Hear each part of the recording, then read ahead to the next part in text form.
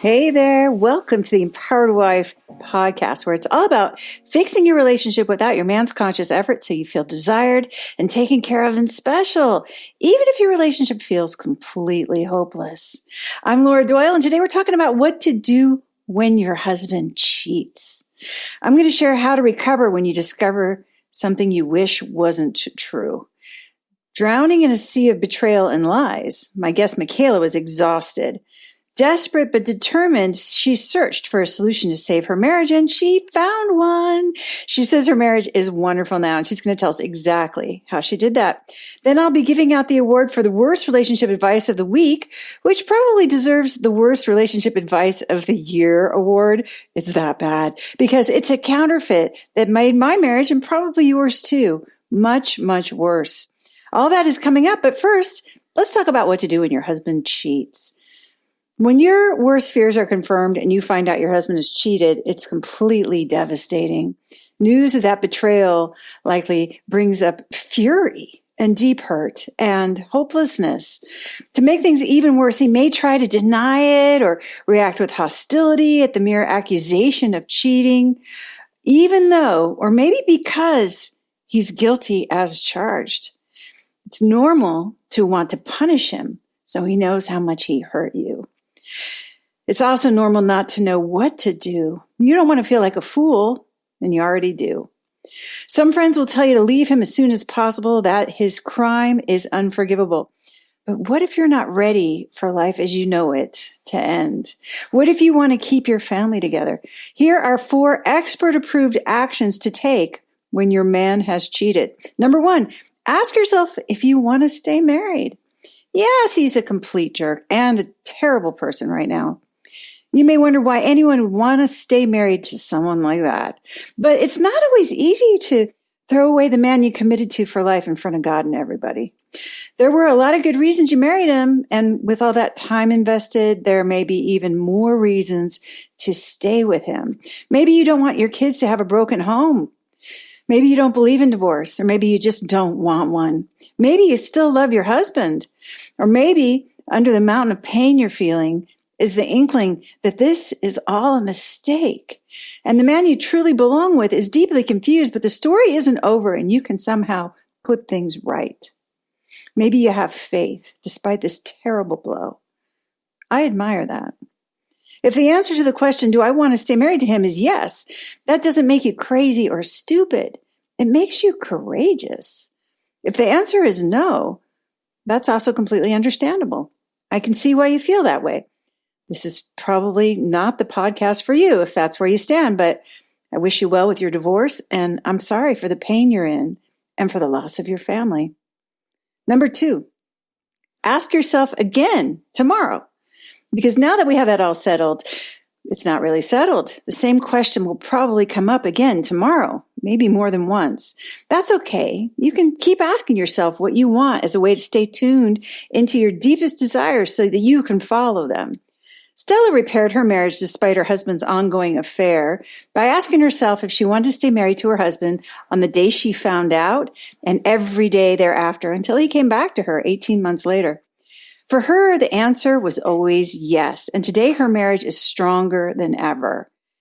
If you're a ridiculously happy wife or private coaching client, you can hear her story inside your student portal.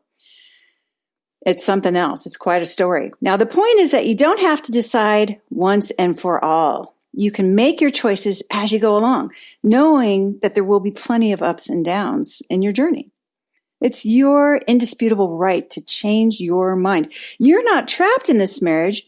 You get to choose it every day. Keep tuning in so you'll know how you feel and what you want. Number 3 is to kick and scream and cry, but not at him. Of course you're hurting and angry and sad. It's a big deal to find that the ground you're walking on is not as solid as you once believed. Those excruciating feelings deserve to come out and have their day in the sun, but your husband doesn't need to be the one who witnesses them. Get a relationship coach. Join my free Facebook group, The Adored Wife. Write in your journal or tell your bartender or your AA sponsor or your rabbi or your priest the whole sad story. Your feelings are valid. You're hurting and you're human. We all need to be heard and understood, especially you, especially now. Having some safe outlets will help you avoid blowing up or melting down at your husband. Your instinct may be that he deserves those blow-ups and meltdowns. But it's not him I'm thinking about right now. It's you I'm thinking about. My blow-ups and meltdowns were a release in the short run, but they never made me feel better in the long run. I ended up with an emotional hangover and the remorse of knowing I couldn't take any of it back. I didn't feel very dignified either. Even though I wanted to let my husband have it, I didn't like who I became in those moments, and they never got me closer to the kind of marriage that I wanted.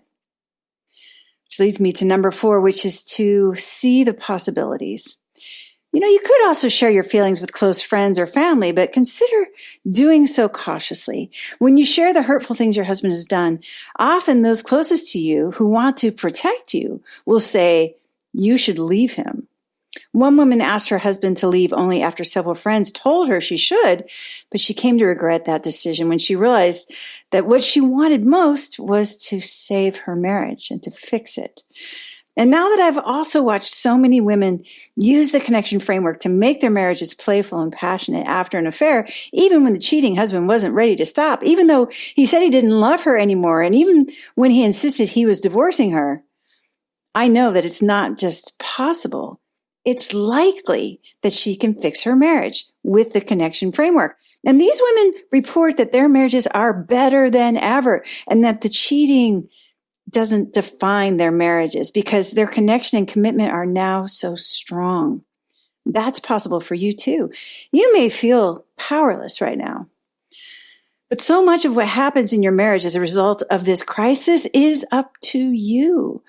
As Norman Vincent Peale wrote, no matter how dark things seem to be or actually are, raise your sights and see possibilities. Always see them, for they're always there.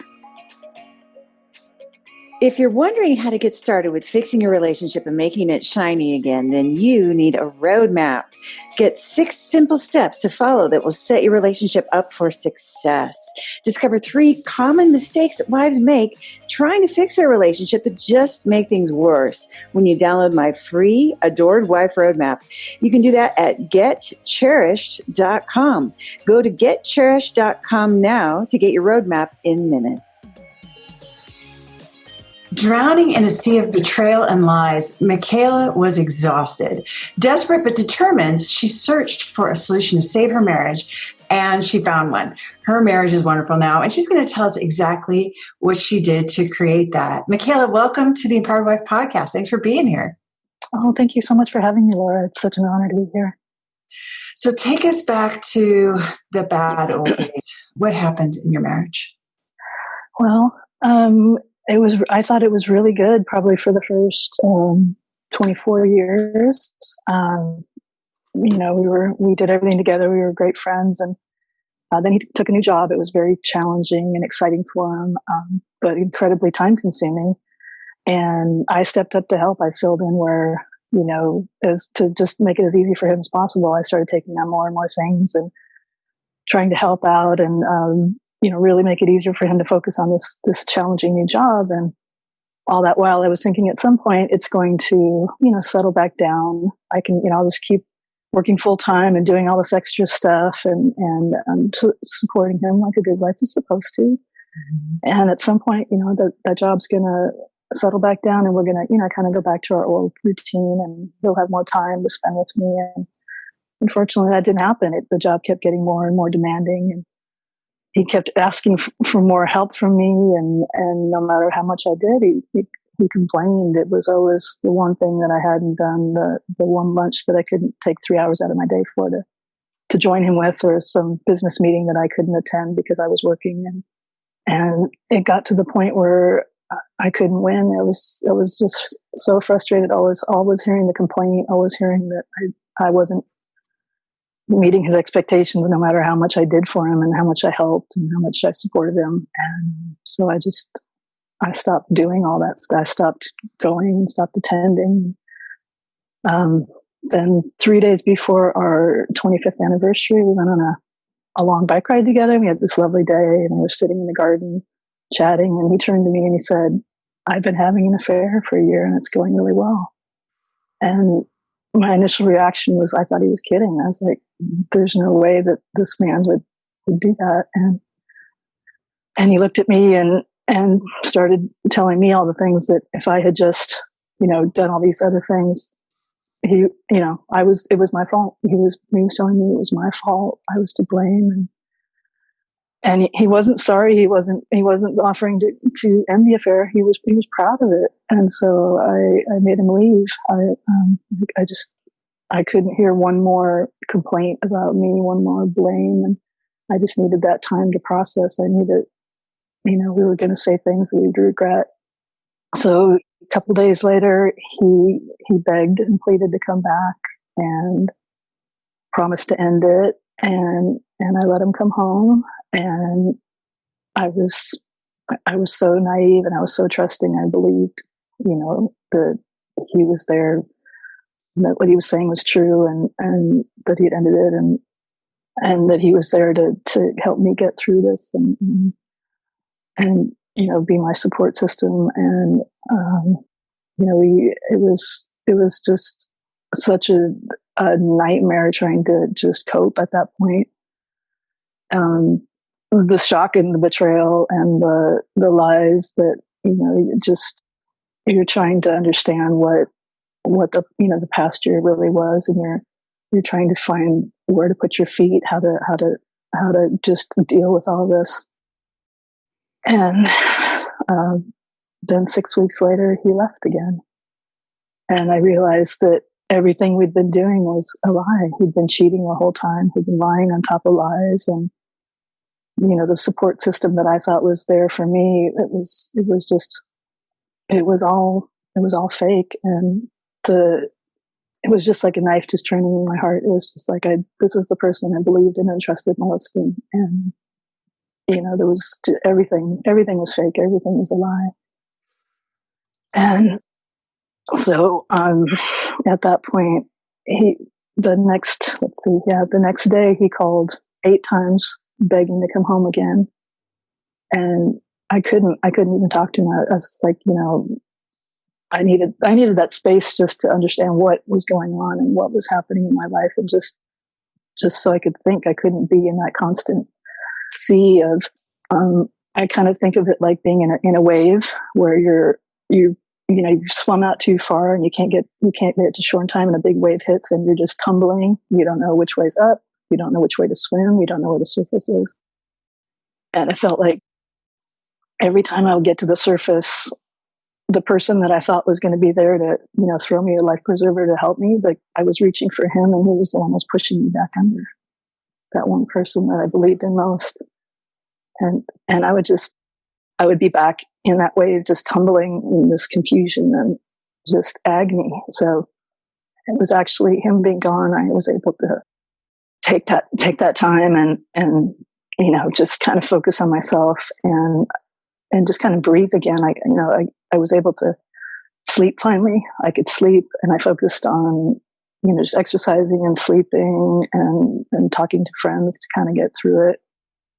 And during the next couple of weeks, we started meeting up for lunches, and I did all those, the things that you hear about. I dressed up and I flirted, and he was more and more interested, and he started texting, and we started sending flirty texts back and forth, and some of the lunches got a little heated, I guess. We started meeting in the car park, things like that.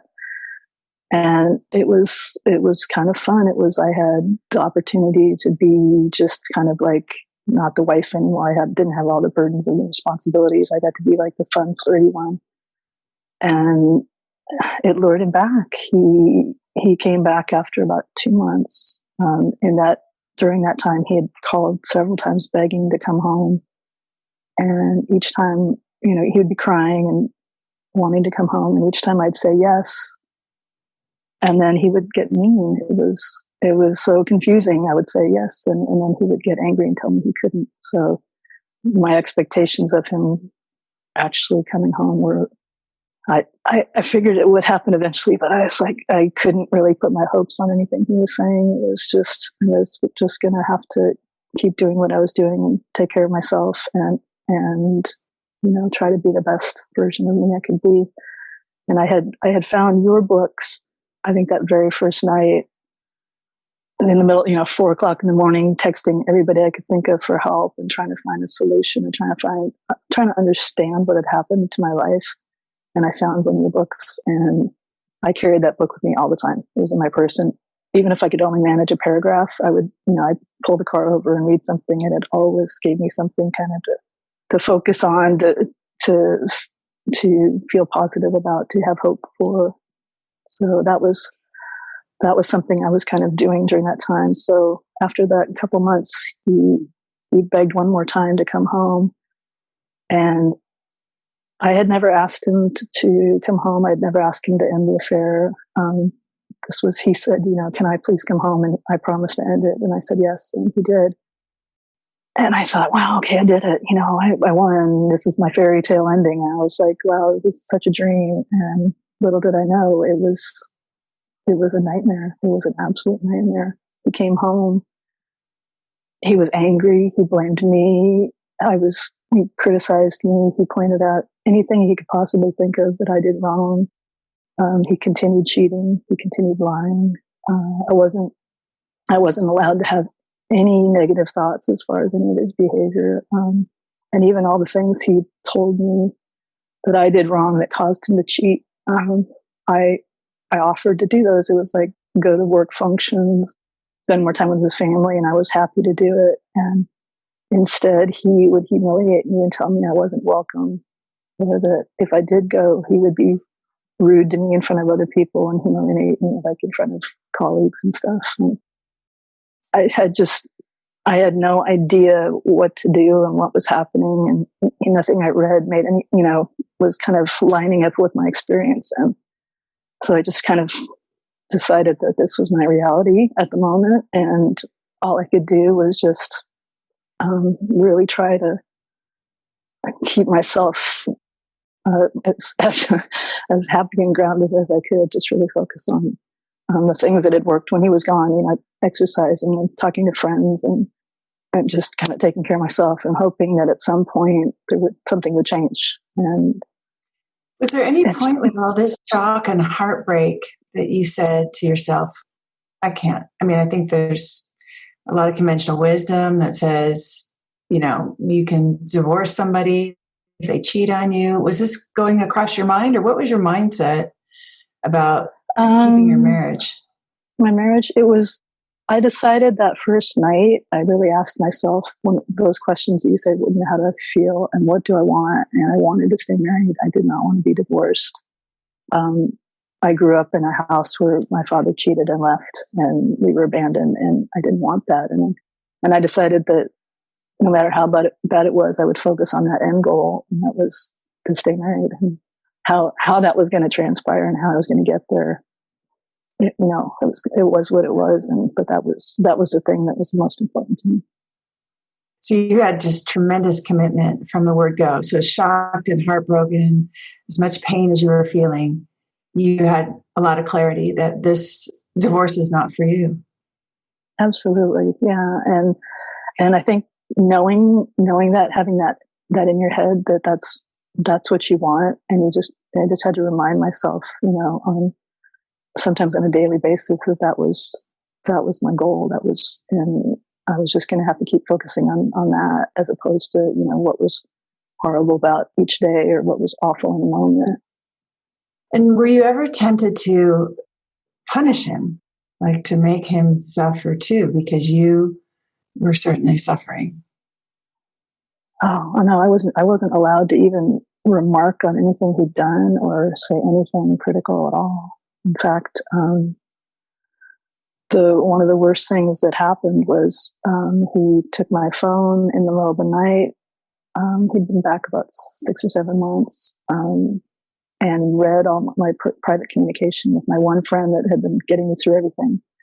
And he was absolutely furious that I had any negative thoughts about him at all. And it was it was so gut wrenching to have, these were middle of the night, tearful conversations with my most trusted friend, and who lives in another country. So we were all texting, and to have him turn that into something, again, that I had to make up for and apologize for, it was so hard. It was so hard. And it was probably a point, I think, after he had threatened to leave again after that because he was so mad, but he did stay. But about a month later, we had gone out to dinner, and I was so exhausted from trying to apologize. I broke down, and I just, I said, just, if you can't forgive me, just let me go. Because I said, just please stop torturing me. I can't apologize anymore. I just can't. It was just, I was at my breaking point. Sounds really hard. So what happened? Well, 4 months after that, he called. He lied about going on a business trip. Was furious at me for questioning him when it was because I hadn't heard about it, and then called that night saying he wasn't coming home again. So this was after he'd been back for about a year, really, and at that point we had gone through so much, and I thought we were doing really well, and this one just ripped. It basically, the ground disappeared from underneath me. I was so shocked again. I thought there's just no way I could be hurt and shocked this much again, but what it was. And he did come home. He came home essentially to talk the next day, but he ended up staying. And that's when I realized I had to do something else, because I had been going to traditional therapy, and it wasn't nothing that hadn't helped. Obviously, what I was doing wasn't working. The way I was interpreting, your book and the skills, I was making it all about him. It was, whatever he wanted, and just kind of being as obedient and polite as I could. And still he had left. And even though when he came back, he said I'd done nothing wrong that whole time, that didn't give me any reassurance that I was doing anything right. And I thought I was doing everything I could, and still, he's leaving again. So after probably 2 weeks of attempting to get a discovery call, of ending up crying and frustrated under my desk chair because I couldn't figure out how to do it. I used to build websites, so it was to be that much of a disaster was pretty indicative of what a mess I was. But I got a discovery call, and it was the most amazing. Oh, I can describe it. It was like this huge, warm, enveloping hug when her voice came through the phone, and she asked about me. She asked how I felt and what I wanted, and how I saw my marriage and my relationship, and did I want to fix it, and it was just so amazing. I wanted to crawl through the phone and just hug her, and I didn't want her to get off the phone because it was like finally someone is understanding what I want and why I'm still here. It was just such an amazing moment, and she was just so sweet. So you got a coach? I did, yeah. And what did you start to do differently than what you had been doing? Well, I had stopped. I'd seen the one line in your book that really resonated with me, was to stop doing everything. And because I'd just been doing way too much, obviously. So I always kept that in the back of my mind to stop doing everything. But the coach started helping me to understand where all my blind spots were, because I wasn't understanding where I was needing to relinquish control. I wasn't understanding why I wasn't being respectful. I thought saying yes to everything made me respectful, but I wasn't understanding it right. And getting her to explain it to me, it's done me get all this clarity. You're like, oh, that's what I'm doing wrong. That's why this isn't working. That's what I need to change. And as terrified as I was to try anything that might, upset him or set him off, it was just, she was so encouraging and so loving and so caring. And it was just knowing you had that person on your side that was cheering for you. It really gives you that just that motivation, that courage to keep trying. Yeah, it was great. That's awesome. And so was there a moment when you thought, okay, this is working. This is really making a difference? Honestly, nothing happened. Nothing changed with him until we had another huge crisis. That was a year ago. I broke my cardinal rule that I had never looked at any of his phone or anything, and something in my intuition that day said something is still not right. And I looked at his iPad and I found texts to two other women. There was an affair that had been going on for a year and a half, and one he had just started. And but I really felt like, well, first of all, I felt this huge sense of relief because suddenly I had this proof that his cheating was not my fault. His cheating was nothing to do with me. It was all these things he had told me that blaming me, and it was just like, oh, thank goodness. Not that I was not completely devastated and heartbroken, but that with that big black cloud that he enforced me, that big burden that he was forcing me to carry, I finally was like, I'm free of this. And I think the skills had me I'd been doing them for a year and a half at that point, and it really felt like I was training for that moment because I knew how to handle it in a dignified, respectful way. I didn't accuse him, and I didn't say anything. I had photographed the text, and I just asked him. I said, "Who is this person that you miss?" And it was such a defining moment because his facade dropped. He couldn't lie anymore. He couldn't claim it was me, and suddenly, the real person was there. The real person that the imperfect human was finally there, and I felt like, okay, now we can finally start. Maybe we can finally start to make some changes. Maybe we can finally have some hope because he's finally willing to be present, to be at least to try to be honest. So this is like an Olympic moment here, right? You've been training and training, and then all of a sudden this happens. And I think what you're saying is that your response was not to take anything on. It was very dignified. There's no apologies on your part. You were really clear. This has nothing to do with me. This is on his paper. And because of that change in your response, he showed up differently. Was that what I'm hearing? I did apologize. The first thing I did actually was apologize for invading his privacy because I really, really don't believe in that. And I still feel ashamed that I did that.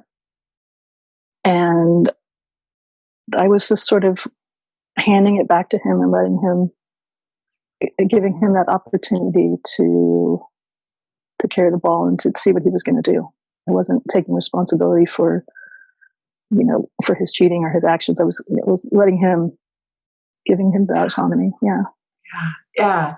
So, and seems like the major difference in your response, because you'd been through this a few times before.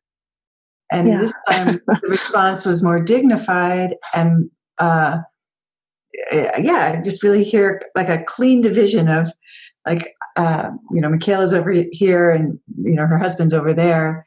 And it wasn't as muddy and messy with the blaming. I had never blamed him for the other times. He was always blaming me. It was the only difference was this time I actually had evidence that he couldn't lie. And I had actually texted both. I had figured at this point I had nothing to lose. If there were that many affairs, and I had just texted both women and asked them to please discontinue any inappropriate communication with my husband. And he actually tried to lie his way out of it, and told a few more lies, and I just held up my phone and I said, well, that's not what she said. So yeah. And it was just a moment where I was giving him the choice to either to stand up and own his actions or not, and that was entirely up to him what he wanted to do. And did he stand up and own his actions? He did. He did. He apologized for that. I think not being able to lie his way out of it was very difficult for him. It was, yeah, I had to watch him really struggle with that. Yeah. So he felt he was having a lot of conviction and was probably really clear how much he'd hurt you at that point. I think so. Yeah, I think he was pretty worried at that point that was going to be the breaking point for me, that I wasn't going to stand for anymore. Yeah. It was at that point, that's 2.5 years of lying and blaming, and to have that kind of all back in his plate was probably a lot. Yeah. Tremendous. So what did you do from there? Well, of course, my friends wanted to rescue me and came up with a plan to get me out of there as soon as possible. And I decided that I'd been working so hard for so long that I was going to take it day by day and just see what he would do. I wasn't gonna promise anything either to him or to myself. I was just gonna kind of wait and see if maybe this was finally the pivotal moment that I'd been waiting for, that this was maybe could be our opportunity to change things. And have things changed? They have changed. It didn't happen quickly, but obviously we didn't get to that spot, overnight. But yeah, over the last year, he's really been trying. It's definitely not perfect, but I kept reminding myself, what voices don't have expectations and don't set barometers for how much improvement you need by a certain date or what you want to see by a certain time. Just be grateful for any small improvement and acknowledge it, and keep focused on what your ultimate goal is. What kinds of improvements are you seeing? He's actually able to apologize now. It was something he was never able to do before. Because I know how to not take the bait and defend myself. That doesn't mean that I don't get a lot of bait still, but it does help as far as he's less defensive. So I can feel the dynamic shifting where he's feeling safer to express himself, and there's less of him blaming and attacking me, and he's trying to. I've learned to be a better receiver this year too, which has helped, because I think for him being able to, express himself generously, is probably another way to express his remorse, to kind of, or express love, or to make an amends, like a living amends, to be able to right. give. And are you still doing all that work to help him out? No, I don't do anything. I don't help at all. I don't ask if he needs help. I don't call when I'm on the way to the store asking if he needs anything. And unless he specifically asks me to do something for him, I just say, I hear you. I think that's been a really good shift for us. And what's your relationship like now? Well, thanks to coach training, that's really pushed me to try a lot of things I was afraid of, to be more vulnerable, and really wanting to keep up with everybody else in class. You don't want to be the only one that's not trying anything. So I would say over just the 6 months of that, it really pushed me kind of not out of my comfort zone, but it just pushed me to try harder. And I could really see where that's changed. And then with quarantine, being together so much, I was really afraid of that. And then I decided I will just wait and see how this pans out. Everything, you can adjust to pretty much anything if you don't, panic about it. And it's been like the final pivotal piece. It was the thing that we really needed, and I think it came at just the perfect time, because we've been spending so much time together, and now he's coming out. I made a gym here, and he works out with me every day, and he gives me little cards telling me how grateful he is to be in quarantine with me, It was just the other night. It was cute. I got up to get a glass of water, and 10 seconds later, he's in the kitchen with me, and I said, why'd you get up? And he said, oh, I missed you. And it was just so cute. So there's a lot of sweetness, it sounds like. Yeah. It feels like, back when we were in our 20s, and it's been a long journey, but it's been really nice seeing those changes. Yeah. And what do you do with the worry that this could happen again? Like he could cheat again? I leave that on his paper. I leave that for him to deal with, to cope with. I don't ever speak of it. That's for him to fix. It's not my responsibility. I tell him I believe in him. That you believe in his greatness. Wow, that gives me chills. Yeah. That's pretty impressive. It's just such a generous spirit. It sounds very loving that you are willing to give that to him at this point. But it sounds like it really serves your relationship to do so. Definitely, yeah.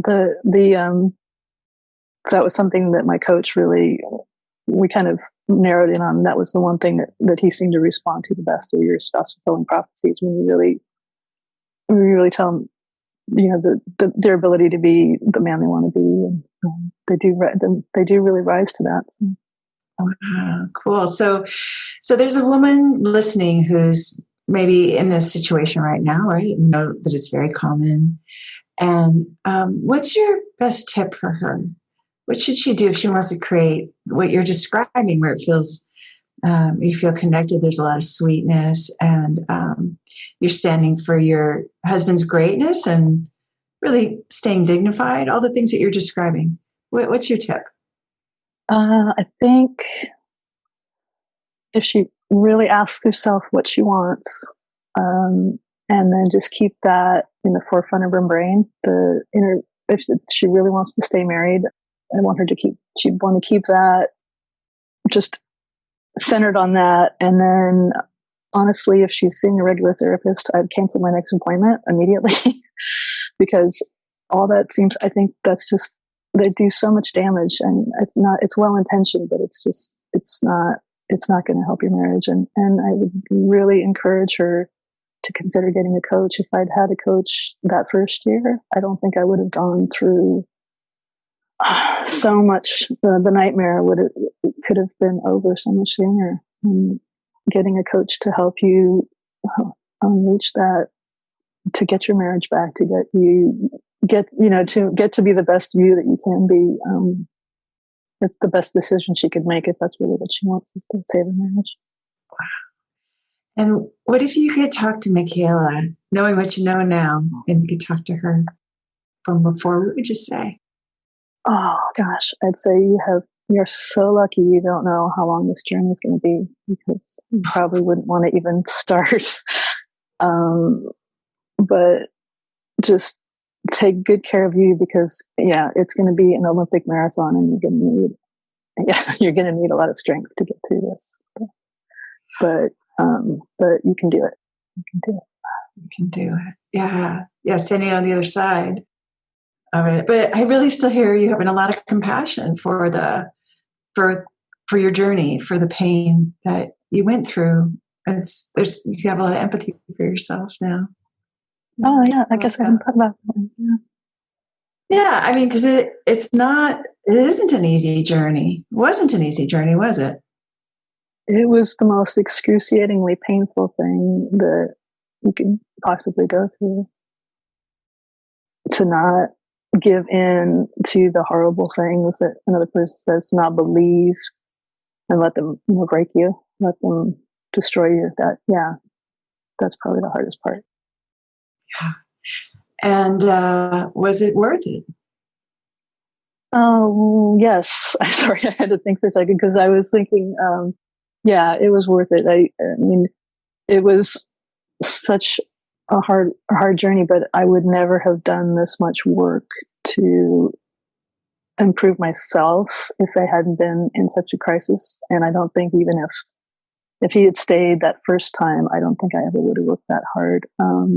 There's so much conventional wisdom out there saying, the cheater is supposed to make up for everything and treat you like a princess. And I don't think I ever would have looked at myself and really figured out what I was doing to contribute to the problem. I don't think I would have taken that time to really dig that deep and really look at myself. So yeah, it's a self-improvement project that I got kind of shoved into, but yeah, it was definitely worth it. Beautiful. Well, thank you so much for sharing all these really intimate details about your marriage. It's so valuable and it's so personal, and not everybody's willing to do it, but you are. Why are you willing to share this deeply with us? If there's another woman out there right now that's curled up, sobbing under her coffee table like I was so many times, thinking there's no hope and she doesn't know what to do, if my story and what I went through can help her in any way, I think that would make it all worthwhile. I definitely think you're helping somebody today. Someone who's listening is going, okay, there's hope for me. So thank you so much, Michaela. Well, Laura, thank you so much. I'm just so honored to be here, and I am so, so eternally grateful for everything you do and being a part of this program. If you're wondering how to get started with fixing your relationship and making it shiny again, then you need a roadmap. Get 6 simple steps to follow that will set your relationship up for success. Discover 3 common mistakes that wives make trying to fix their relationship that just make things worse when you download my free Adored Wife Roadmap. You can do that at getcherished.com. Go to getcherished.com now to get your roadmap in minutes. And now it's time for the worst relationship advice of the week award. It's the worst relationship advice of the worst relationship advice. Yeah, it's the worst relationship advice of the worst relationship advice of the week. And the advice that's got me seething this week is that instead of criticizing your husband, you should instead complain using this formula I'm about to share with you. That sounds crazy to say, so I want to make it clear I'm not making this up. This is actual marriage advice from a so-called expert, and it was sent to me by a private coaching client. So thanks for sending this to me, anonymous private coaching client. I love it. I love to hate it, and that means I love it. And I wanted to give you this shout out for contributing to the podcast with this truly terrible advice. So, thank you. This style of complaint even has a name and a formula to make it seem so legit. It's called the softened startup. And the recommended formula is to say, and I'm just quoting right here, I feel hurt, abandoned, attacked, left out, etc. And the next group of bullets says, when I'm not invited to virtual happy hours with your friends, when you don't read the articles I send you, when we don't have dinner together, I need to know what your preferred evening schedule looks like and how I can be a part of it. And I need to feel like you're interested in the things I care about, or to spend some quality time together this week. That's the verbatim. So this is presented as a big improvement on saying things like, you always leave dirty dishes in the sink, or you never want to spend time with me. And granted, those things are neither attractive nor appealing in any way, but the softened startup is not any better at all. There are so many things about this that, in my experience, are going to damage the intimacy and leave you feeling even more hurt, abandoned, attacked, left out, etc. I barely know where to start. I feel like I need a nap already because it's so draining just thinking about going down this dark alley only to end up in lonely, emotional hangover town. But let's start with the feelings part. Because this is such a common one, right? Like, you can't go wrong if you're just sharing your feelings, right? Well, we've all heard that one a bunch of times. And I got news for you. Abandoned, attacked, and left out. Those are not even feelings. Nope. You know what they are? Criticisms. Sure, you're trying to disguise your criticism as a feeling. And that could be at least as effective as like a wiggly toddler hiding under a blanket. I feel abandoned or attacked or left out is the same as saying you abandoned me, you attacked me, you left me out. The subtext is you're an insensitive jerk. No two ways about it. That is some heavy criticism right there. So let's imagine a friend called and said, I felt abandoned when you, and she says whatever she says, which you can't even really hear anymore because that first part is so off-putting, isn't it? It does not make you want to hurry and get together with that friend right away, does it? It doesn't say, you don't want to go, hey, let's get together and have lunch. I really miss you too. You're so much fun to be around. No, quite the opposite. You'd probably be trying to avoid her because she is so prickly. So you can just imagine how your husband feels when you say stuff like this, right? Okay, so the first part of the advice about how to complain instead of criticize is just criticism, first of all. And the whole pretext that complaining is somehow going to improve your relationship is infuriating to me. That never works. But when the rest of the soft start moves into control, which is another not so magnetic way to behave, saying you have to read the articles I send you, basically, or you have to invite me to happy hour with your friends, or you have to tell me your schedule so I can make sure you put me on it. That is guaranteed to make you entirely resistible. I know this because sadly, I tried that.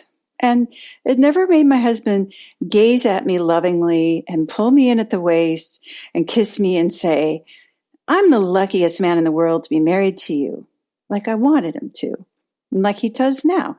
Not once. Of course it didn't. That's not how relationships work. That's not how anything works.